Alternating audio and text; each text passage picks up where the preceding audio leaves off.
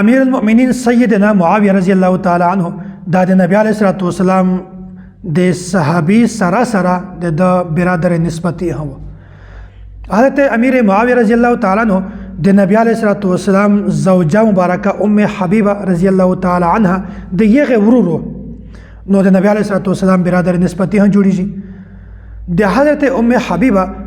رضی الله تعالی عنها متعلق یو روایت رغله د ابن عساکر کې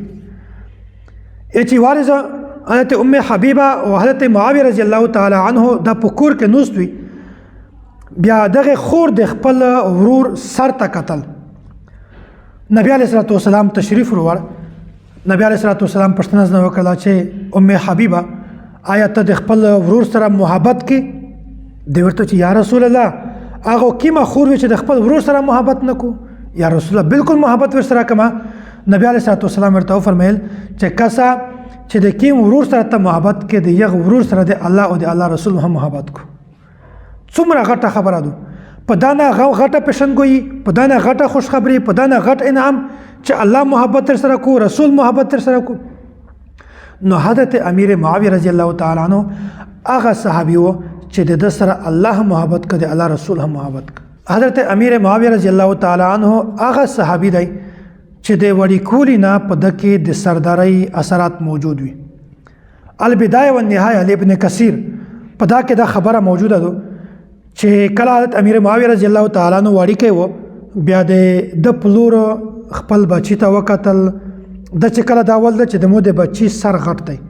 بیا په یو وخت کې دا یو ضرب المثل و چې د چاو سر غټو بیا یختول چې دا د سرداري حقدار دی دا سردار وي دا د امیر وي دا د میش حکمران وي بیا حضرت ابو سفیان رضی الله تعالی عنہ دغه خپل شزته هند رضی الله تعالی عنها ته وویل چې د مو د بچی سر غټ دی او زه دغه د خبره وینم چې دا دغه خبره اهل وي چې دا د خپل قوم سردار وي په دغه زه د اهلیت وینم چې د خپل قوم سردار وي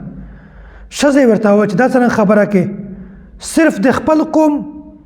دی ورته چې نه د خپل قوم نه د پیرا ټوله عرب سردار وي او دا ورته فرمایل چې کچیره د ټوله عرب سردار نه وي بیا د مور د په نصیب بند جوړي هغه وخت وکسه چې نین سکولا د حکمرانی کړی دو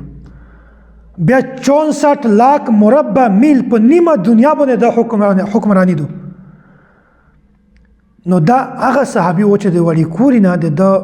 په شکل کې د جسم نه د سر نه د حاکمیت د سرداري د اثرات کې موجود وي